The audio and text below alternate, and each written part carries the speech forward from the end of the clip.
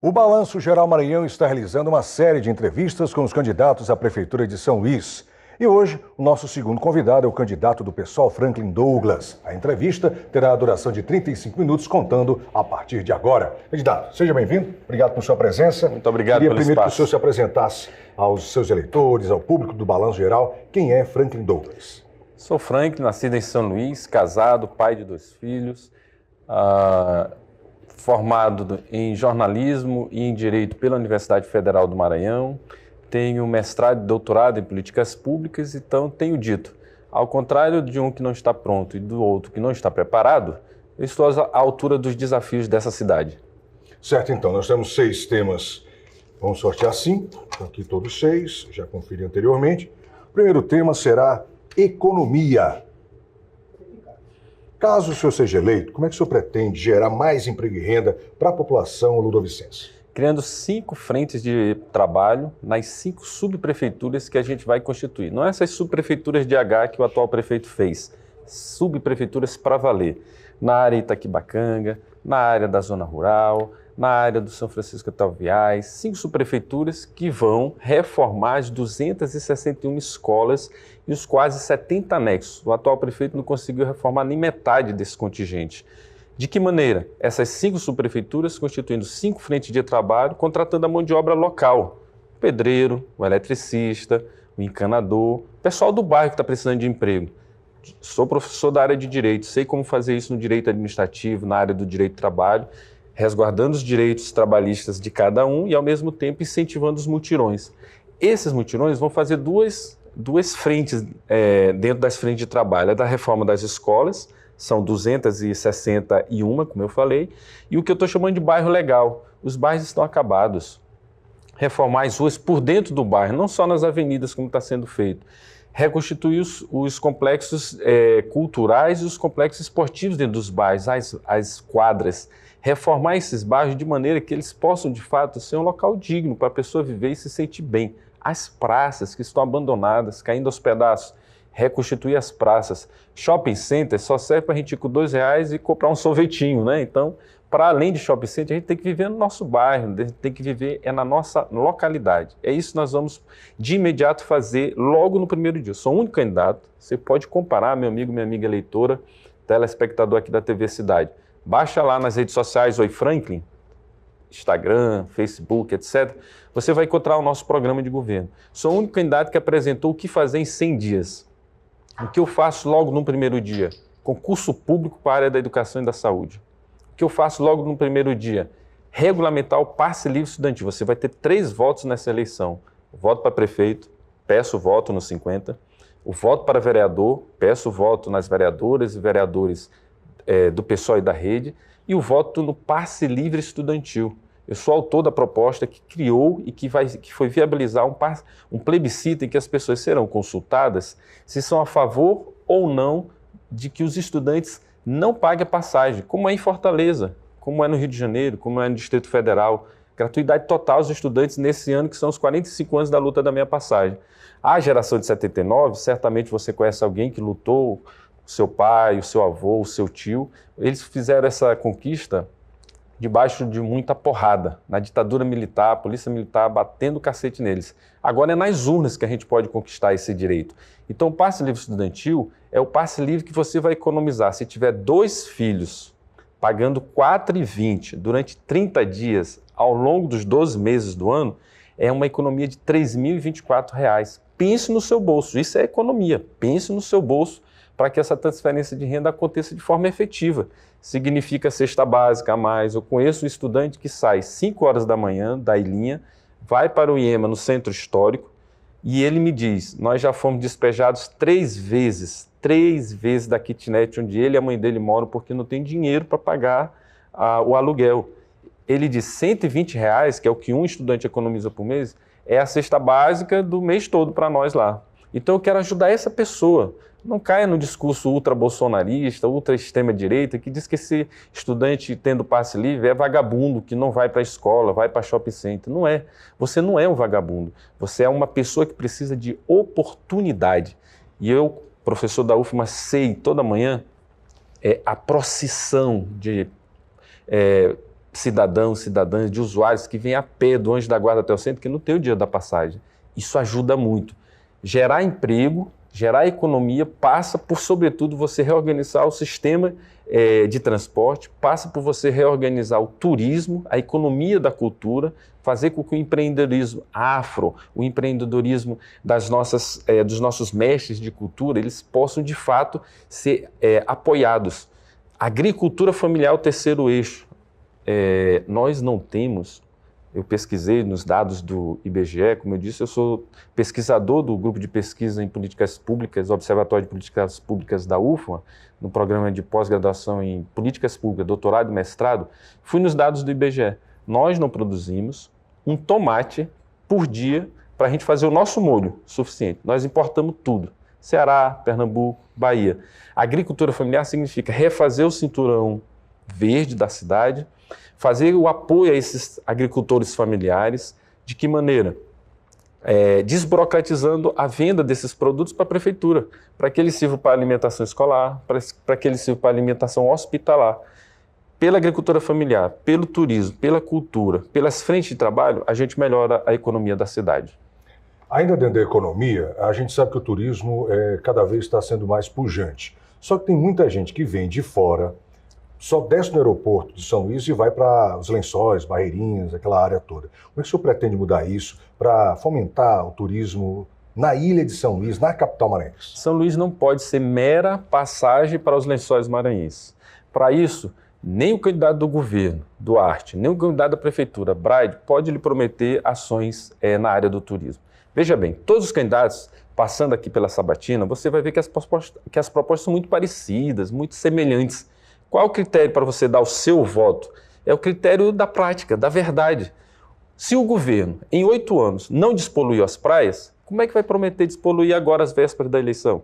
Se a prefeitura não pressionou a CAEMA para ter tratamento de esgoto, não fez uma estação de tratamento de esgoto municipal, não despoluiu as praias, como vai prometer, depois de 4 anos, que vai fazer isso? Não acredite, não caia nessa falsa polarização em que eu tenho dito entre o ruim e o menos pior. O seu voto não está amarrado, o seu voto não está acorrentado entre o ruim e o menos pior. Você pode fazer o melhor para a cidade. Então a primeira coisa que nós temos que fazer para o turismo é despoluir as praias, para que o turista, ao invés de encontrar imprópria, ou seja, desculpe o linguajar, a praia é só cocô. A gente literalmente bota os pés em cocô, né, em resíduos de esgoto que não são tratados. Então nós temos que fazer 4 estações de tratamento, uma por ano, é possível, tem orçamento para isso. E nós temos que pressionar o governo do estado, que é privatizar a CAEMA. Já viu a privatização? A água já não chega na sua casa, é um dia sim, um dia também não é isso? Vem um dia, 2 faltam, você acompanha aqui, é um programa comunitário, sabe como é essa luta pela água. Vai ver o caso de Ribamar, com a água privatizada pela BRK Ambiental. Ninguém quer água privatizada, mas não precisa ir em Ribamar. Vai em Paris, estamos nas Olimpíadas, privatizaram lá a água, voltaram tudo atrás que viram que não deu certo. Nós não vamos deixar privatizar o sistema de água e esgoto da cidade. Nós vamos pressionar, vai ser 2025 ano de revisão do contrato, para que de fato a CAEMA faça o seu trabalho apoiado pela prefeitura. E com isso, despoluir as praias, recuperar o centro histórico. O que é o centro histórico? Eu estive lá hoje com os candidatos a vereadores e vereadoras do PSOL, como o coletivo Eduque Luta, como o coletivo Mulheres de Fibra, o Samuel Evangelista, o Helenildo Ferreira. O que constatamos? O Darcy Ribeiro diz uma frase sobre educação que é o seguinte: olha, o projeto de desmonte da educação não é acaso, é um projeto, ou seja, uma intencionalidade. O centro histórico é a mesma coisa. Está acabado, o Adílio Costa Filho, acabado, onde tinha cinema de arte, onde tinha expressão cultural artística, tambor, cultura maranhense. Os casarões estão acabados, caindo aos pedaços, a segurança. Eu fui lá no Mercado das Tulhas, os companheiros que trabalham lá, os feirantes, os trabalhadores artesanais, o banheiro não funciona, a segurança não funciona, a ronda é muito rápida, não funciona para nada. E o que acontece? No centro histórico, eles estão desmontando para poder privatizar. Então, a Casa de Cultura do Maranhão, que era uma coisa extraordinária, onde tinha, por exemplo, o Museu do Bumba Meu Boi, as mostras da nossa cultura do tambor de crioula, foi privatizado e vendido para um empreendimento internacional chamado Vila Galê. lá vai ser um hotel. Atrás, onde era a Defensoria Pública, vai ser outra parte do hotel. Estou querendo descobrir onde é que coloca uma piscina sem que possa desobedecer o tombamento que tem. É isso que eles querem fazer, uma palavra difícil, chamada gentrificação. O que é gentrificação? É limpeza, tirar pobre, tirar miserável, tirar os feios do centro histórico e transformar ele numa vitrine só para turista rico. Não dá para fazer turismo sem recuperar o nosso centro histórico. Certo, então, vamos ao sorteio do próximo tema. Aqui aparece saúde. O atual prefeito inaugurou um hospital veterinário e as pessoas denunciam sempre que não tem nada lá dentro, que só foi inauguração, que não tem medicação para os cachorros e gatos, não tem profissionais. Como é que o senhor pretende cuidar da população dos pets aqui em São Luís, fazendo funcionar um hospital como aqui? Vamos desmembrar saúde animal e saúde do homem, das pessoas, do humano. Na saúde animal, o que eu defendo? Criar hospital é um pepino. Isso serve para a gente, isso serve para o animal. A UEMA tem um hospital de qualidade, de excelência. O que a gente tem que fazer? É fortalecer o hospital veterinário da UEMA. Os professores, colegas, dei aula na UEMA, os colegas de lá têm pesquisas extraordinárias, qualidade altíssima de produção de diversos procedimentos nos animais, seja gato, seja cachorro, outros pets, etc. Tem que apoiar a questão sem dinheiro. Então, faz o convênio da prefeitura para que o hospital veterinário da UEMA possa ter, vamos dizer assim, postos avançados nos bairros, porque aí você já tem o profissional, o professor, já tem o professor, já tem o profissional e tem campo de estágio para o estudante de veterinário. Fazer o hospital especificamente sem dar as condições de manutenção é jogar dinheiro fora, é só fazer propaganda enganosa para ganhar o seu voto em véspera de eleição, eleitor e eleitora. Não caia nessa enganação. Fazer contrato com a UEMA, convênio com a UEMA é o melhor caminho para a saúde animal. Saúde de gente, saúde das pessoas. Primeiro a gente tem que acabar com os esquemas da saúde. Duarte não pode prometer isso. Braide não pode prometer isso. Por quê? Porque eles não fazem concurso público. Coitado dos nossos enfermeiros, coitadas das nossas enfermeiras. Eles passam um turno de trabalho e deveriam ter 2 turnos para descanso. Eles viram um turno atrás do outro. Para quê? Para ter mínimo para pagar as contas. Tem que virar um turno atrás do outro. Por que isso? Não tem concurso público.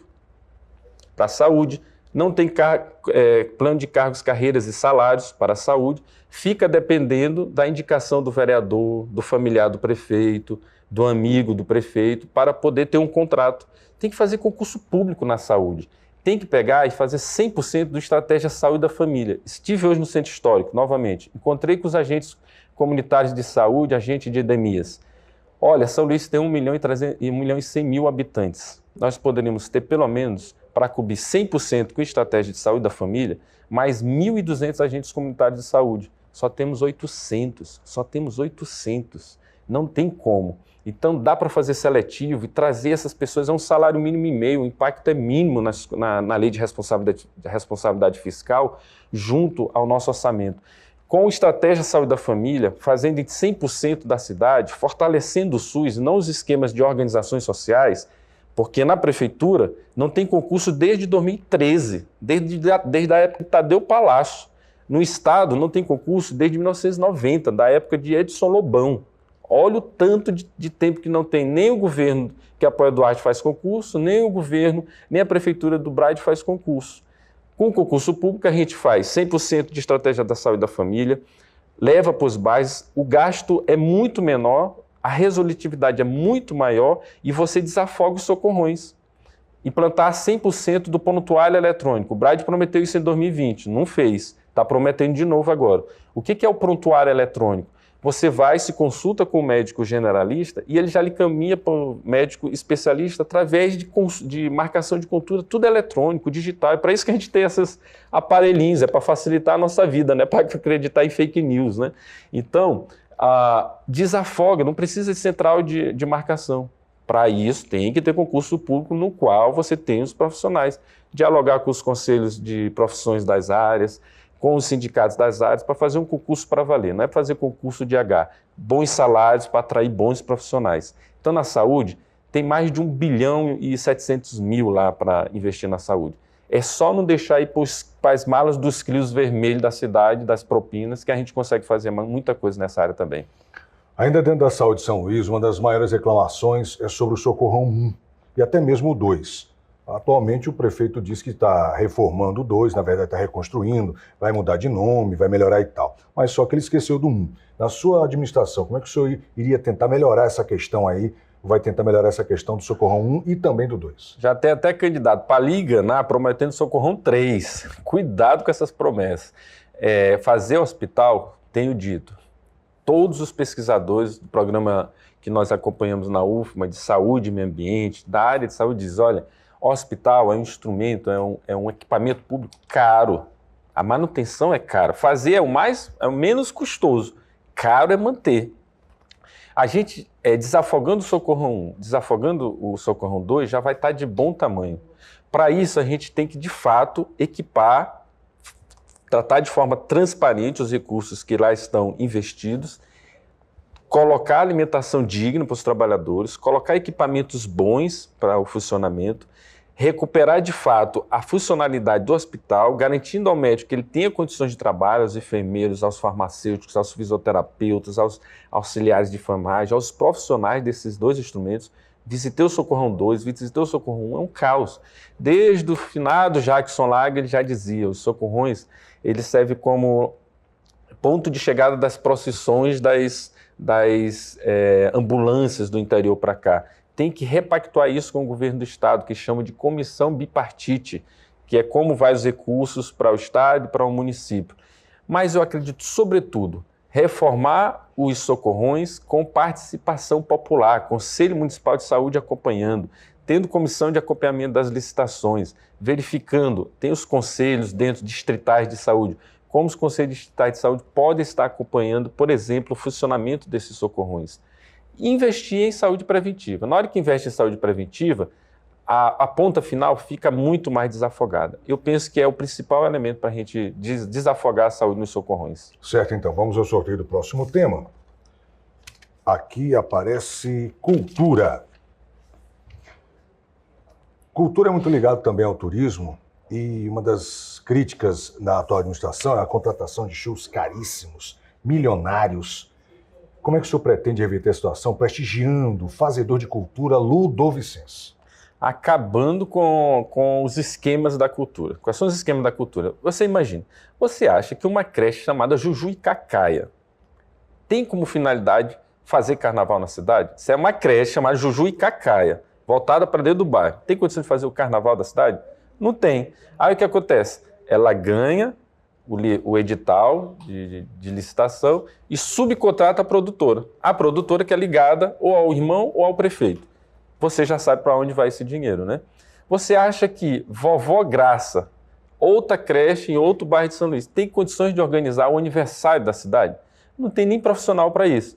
Leva 21 milhões, o que acontece? Subcontrata a produtora do amigo do prefeito, do amigo do irmão do prefeito para fazer isso. Aí você já sabe para onde vai o que sobe em termos de propina. Então, acabar com esses esquemas. Nada contra os artistas nacionais, ao contrário, tem que trazer, tem que incentivar, mas não em detrimento do artista local. Então a nossa principal estratégia para a cultura é revigorar o carnaval de rua, dos bairros, da Madre Deus, dos bairros que têm blocos tradicionais, blocos populares, com editais públicos transparentes que as pessoas possam efetivamente receber o dinheiro antes, não é 3, 4, 6 meses, 1 ano, 2 anos depois do carnaval. Recuperar, de fato, o arraial popular no bairro. Não precisa de grandes eventos. O bairro é o local em que as pessoas estão mais seguras, desafoga o centro. Não precisa investir tanto em segurança, porque todo mundo se conhece no bairro. Até os assaltantes conhecem os amigos, né? Então, não vai assaltar um vizinho, né? Então, o próprio bairro, você já mata a questão da insegurança, acaba com a questão da insegurança, fortalecendo exatamente o arraial popular. Gera renda, gera emprego local, apoia a quadrilha, apoia o Bumba Meu Boi, apoia a manifestação local. Apoiar as vias sacras no bairro, começando pela área de Itaquibacanga, que é o cartão postal, a maior. Mas em vários bairros tem vias sacras, dá para fazer isso, apoio a eles, editais públicos, não como a lei Paulo Gustavo, que até hoje o prefeito não terminou de pagar para os artistas que foram selecionados. apoiar as cantatas natalinas, fazer as viradas culturais nos aniversários em datas chaves da cidade e apoiar o fazedor de cultura, revigorar. Nós somos da época que a gente ia para o Cine Monte Castelo, né? Saudades do Cine Monte Castelo. O Cine Monte Castelo pode ser uma escola do audiovisual municipal. Nós temos aí o Festival Guarnicê, que é um dos mais antigos. Os meus alunos de comunicação produzem vídeos, documentários, filmes de altíssima qualidade, extraordinários, mas não tem apoio. É o mínimo de apoio que a gente pode dar para a cultura. Então, fazer cultura significa reconstituir o Plano Municipal de Cultura, botar o Conselho Municipal de Cultura para funcionar e botar os recursos da cultura efetivamente. Ainda dentro da cultura, a gente sabe que, claro, é muito ligado ao turismo. Como é que o senhor pretende, sendo eleito, divulgar a cultura maranhense em outros estados e até em outros países para fomentar essa cultura, fomentar esse turismo, gerar emprego e renda e divulgar a nossa arte, a nossa rica cultura fora do Maranhão? Articular com a Embratur, que é a empresa brasileira de turismo, cujo presidente é o Marcelo Freixo, que já foi do nosso partido, do PSOL, então as relações são muito tranquilas com ele. Articular com o governo do estado nesse aspecto de ter uma estratégia comum para que a gente não desperdice recursos nisso. E, sobretudo, tendo circuitos. Olha, eu tive a oportunidade, quando fui premiado como melhor tese de doutorado, na minha tese de doutorado, de ganhar um bom prêmio, né, suficiente para conhecer Paris. Fui lá na França. Olha, é a cidade referência do turismo no mundo, né? Você tem, por exemplo, um circuito de ônibus de 2 andares. São Luís não dá para ter 2 andares, mas dá para ter como na Colômbia, que eu também conheci Bogotá, sobretudo pela questão ambiental, que depois eu posso conversar. Mas o mesmo sistema. 4 linhas circulares que você conhece a cidade toda, os museus, os pontos turísticos. Nós temos arte sacra, nós temos Museu do Reggae, nós temos o Bumba Meu Boi. Então, você pode fazer circuitos com aparelhinhos em várias línguas para que esse turista conheça a cidade e fazer circuitos dentro da cidade, despoluindo as praias, fazendo circuito das praias, para que ele passe 3, 4 dias antes de ir para Lençóis Maranhenses, antes de ir para Alcântara. Então tem como você, de fato, reorganizar esse sistema e incluir o turismo como uma estratégia, sobretudo, insisto, de geração em renda. Pela cultura, você fazer festivais que atraiam, festivais nacionais que possam atrair. Como já tem o Festival de Corais, como vai ter o Festival de Guarnicê, como pode ter um festival de música, um festival de reggae, atrair eventos nacionais. E isso atrai o turista para cá, para a nossa cidade. Certo, vamos então ao sorteio do próximo tema. O próximo tema é infraestrutura. Uma das maiores reclamações da população maranhense é que o asfalto chega aonde já tem asfalto, e tem lugares aí que são completamente esquecidos. As grandes obras só acontecem nas grandes avenidas porque é mais bonito aparecer na televisão, na propaganda ou na rede social dele. Eu lhe pergunto, como é que o senhor pretende, assumindo a Prefeitura de São Luís no ano que vem, melhorar a questão do asfaltamento das ruas e avenidas que há muitos anos estão esquecidas pelo poder público? Fazendo o que eu coloquei em relação às frentes de trabalho. O bairro legal vai ser o principal instrumento pelo qual nós vamos reasfaltar os bairros. A comunidade, nós vamos ter, a atual prefeitura tem mais de 40 órgãos. Não precisa isso tudo, isso é gasto de dinheiro, desnecessário. Um desses órgãos chama Orçamento Participativo e Solidariedade, cujo o secretário é só um cabide de emprego. Ele não tem orçamento participativo na cidade. Eu tenho uma vice, a companheira Aline Maria, em que eu costumo dizer que ela não será uma vice, ela será uma co-prefeita. Então a Aline poderá cuidar exatamente da estratégia do orçamento participativo, da participação na administração, que é um dos princípios do nosso programa de governo. A participação na administração, através do OP, do Orçamento Participativo, vai indicar concretamente as demandas dos bairros. Qual é a demanda prioritária para asfaltar? Haverá o que a gente chama de calo. Calo mesmo, calo é um negócio que dói no pé, né? O calo vai ser para doer no cara que faz a licitação na prefeitura, para ser transparente, para botar no portal da transparência da prefeitura, sem esconder dados, sem nada. Esse calo é o que eu chamo de comissão de acompanhamento da licitação das obras, para saber se está funcionando. Se o asfalto tem realmente a quantidade de espessura. Tem um curso na UEMA que já sabe qual é a melhor forma de fazer drenagem e asfalto para durar para mais de 2, 3, 4, 5 anos com a devida manutenção. Chamar os colegas da UEMA para contribuir. Sobretudo, o BRAID não pode te prometer um corredor de transportes que ligue o Maiobão, passe pela Forquilha, passe pelo Anil passe pelo João Paulo e conclua no anel viário. É minha principal proposta de infraestrutura para a cidade. Com isso, eu estou fazendo um corredor exclusivo de ônibus que vai desafogar os principais bairros da cidade. O governo do estado, por que o Braille não pode fazer isso? Porque ele está fazendo um elevado de pouco mais de 150 metros para quem vai para o aeroporto. E a nossa cidade não acaba no aeroporto. O pessoal da zona rural até diz assim, olha, no aeroporto, para lá, tem uma placa, bem-vindo a São Luís. Então a zona rural todinha não é São Luís, é um desrespeito com o morador da área da zona rural 1 e 2, que está depois da placa do bem-vindo, né? Tchau, volte sempre. Então a zona rural não é a área de São Luís. Nós temos que fazer infraestrutura de verdade para a população, de fato, usufruir dos mecanismos públicos de transporte e de mobilidade. Faixa exclusiva para os motoristas de moto aplicativo, de mototáxi, os que se deslocam em motos, etc. Isso arruma o trânsito, melhora a segurança, é uma proposta do Samuel Evangelista, que é um candidato a vereador do PSOL, que nós encampamos no nosso programa de governo. Infraestrutura, 4 estações de tratamento. A prefeitura tem recurso para fazer 4 estações de tratamento. Em 4 anos, a prefeitura não fez isso. Em 8 anos, o candidato do governo do estado não fez isso. Então, eles não podem te prometer isso novamente. Você não pode cair nessa enganação. Insisto, o teu voto não está amarrado entre o ruim e o menos pior. Dá para fazer o melhor, inclusive na infraestrutura. Peço o voto para o Franklin 50. Ainda em infraestrutura, muita gente que visita a capital, até quem mora aqui mesmo, reclama do descarte irregular de lixo, que em certa parte é sim culpa da população, mas que a prefeitura tem que resolver.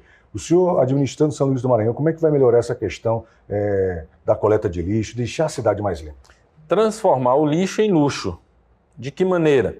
Fazendo com que, de fato, a coleta de lixo seja uma coleta seletiva, apoiar as cooperativas de reciclagem que já existem no município, mas dando condições efetivas de trabalho, construindo os galpões, construindo através de edital público apoio para que eles tenham as máquinas de reciclagem e fazer com que cerca de 80% desse lixo possa voltar em forma de riqueza, vamos dizer assim, de renda para essas cooperativas. Estou gerando emprego e renda indiretamente pelas cooperativas. Estou gerando riqueza para o município em reorganizar o seu resíduo sólido. Estou beneficiando o meio ambiente, não jogando isso tudo nos esgotos, não jogando isso tudo nos aterros. Evitar que nosso aterro seja apenas assim, a gente recebe de forma seletiva e depois junta tudinho lá no aterro.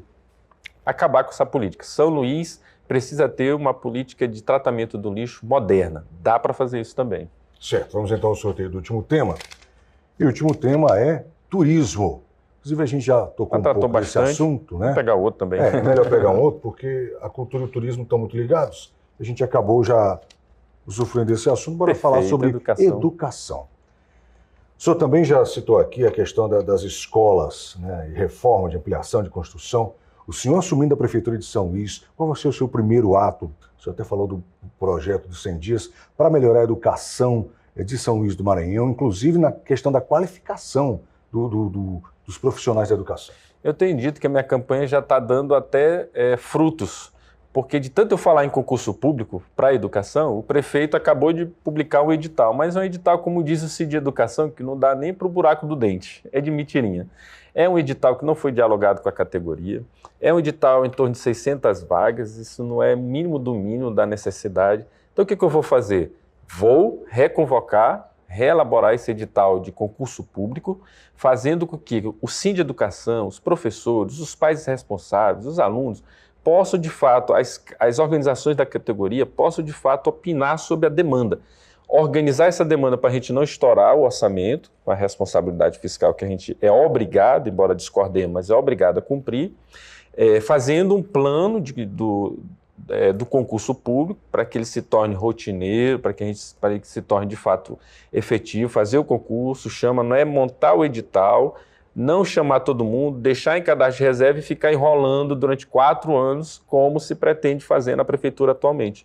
É fazer o edital com as vagas necessárias, chamar todo mundo. Deu prazo dos 2 anos, alguém se aposentou, alguém morreu, alguém saiu para outra carreira, convoca outro concurso. Isso é organizar de forma planejada a prefeitura, o que não tem na prefeitura atual.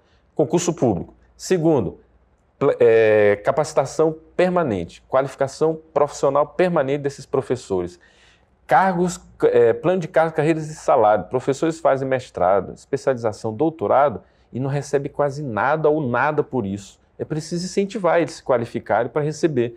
Alunos, professores bem qualificados, respeitados. Olha, eu sou professor, eu sei o que os meus colegas comem o pão que o diabo amassou. Tem os colegas que dizem, na hora que a gente foi fazer o programa de governos, olha, às vezes eu tenho que levar todo o equipamento, o microfone, o data show, o vídeo para passar um vídeo. Às vezes eu levo a esponja, porque não tem, o apagador não existe dentro da sala.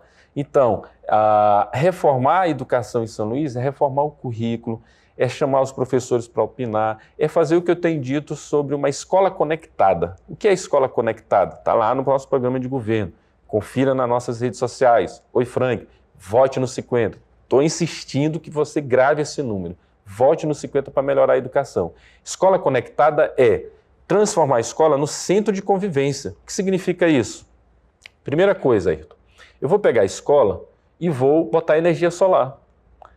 Você que vende equipamentos de energia solar, etc., pense no seu bolso, é um negócio para você. A energia solar na escola, eu economizo o dinheiro da Equatorial, que eu pago em cada uma das 261 escolas. Esse dinheiro economizado, eu boto uma torre e disponibilizo Wi-Fi, celular, internet gratuita para o entorno. Ao invés da pessoa ir para depreciar, acabar com a escola, ela vai o quê? Valorizar, porque ali é um ponto de Wi-Fi. Então, eu estou fazendo uma escola conectada. Eu reformar as quadras, transformo os finais de semana num momento de lazer para gurizado, o pessoal que está em torno da escola. Então, em 70 anexos, cerca de 70 anexos, as 260 escolas, tem que, de fato, transformá-las em centro de convivência para os nossos alunos. Dá para fazer isso, dá para fazer melhor. Ainda dentro da educação, muito se fala das creches aqui em São Luís. O senhor, administrando São Luís, como é que vai fazer para melhorar ou ampliar o serviço de creche? Tenha certeza que não vou fazer como prefeito atual, deixar para o último ano, às vésperas da eleição, para inaugurar creches e dizer que está bonitinho, que ele está botando a creche profissional. Cuidado com a propaganda dos gulis do governo, os 2 candidatos gulis do governo. É tudo treinado, gente. Pessoal, nós, professores da área de comunicação, sabemos como é que é a publicidade. Você treina o ator para ir lá, abraçar, dar um beijo, cheirar o candidato, chorar com ele, etc. Isso é tudo marketing. Não caia na propaganda. Eles estão querendo te capturar pela emoção, te capturar pelo teu emocional, para que você não raciocine, para que você não lembre que há 4 anos as creches não funcionam em São Luís, que há 8 anos o governo do estado também não tem uma política efetiva de educação para o ensino médio da cidade, que acaba comprometendo o discurso do candidato dele, o candidato Duarte. Então eu fui no São Raimundo, conheci a creche. A que custo a creche do São Raimundo vai ser inaugurada? Tirando o CRAS, da onde funcionava a creche, colocando o CRAS escondido do lado de um ecoponto. O candidato a vereador do PSOL, o Assis, me mostrou isso e denunciou nas redes sociais. A gente tem gravado os vídeos sobre isso. Então, não é fazer creche pegando a política de assistência social e diminuindo. Coisa que a gente não sabe, já foram 3 ou 4 secretários da assistência social. Nós precisamos de conselhos tutelares funcionando, nós precisamos dos conselhos, os CRAs, chamados CRAs, Conselhos Regionais de Assistência Social, funcionando dentro dos bairros para que o Bolsa Família possa chegar a quem de fato precisa, o BPC possa ser cadastrado às pessoas que precisam e a gente ter política de fato de uma cidade inclusiva. Nós temos ainda 1 minuto e 30 e poucos segundos. Queria que o senhor utilizasse esse tempo com as suas considerações finais e a pergunta é: por que votar em Franklin Douglas? Porque eu sou o único candidato que te coloca diante de uma possibilidade de melhorar a vida de 280 mil estudantes, garantindo a eles o passe livre. Eu sou autor dessa proposta que viabilizou o plebiscito e está na tua mão, digitar o 50 para prefeito, digitar o 1 no passe livre estudantil. Ó. Passe livre estudantil tem que dizer sim, são 3 votos.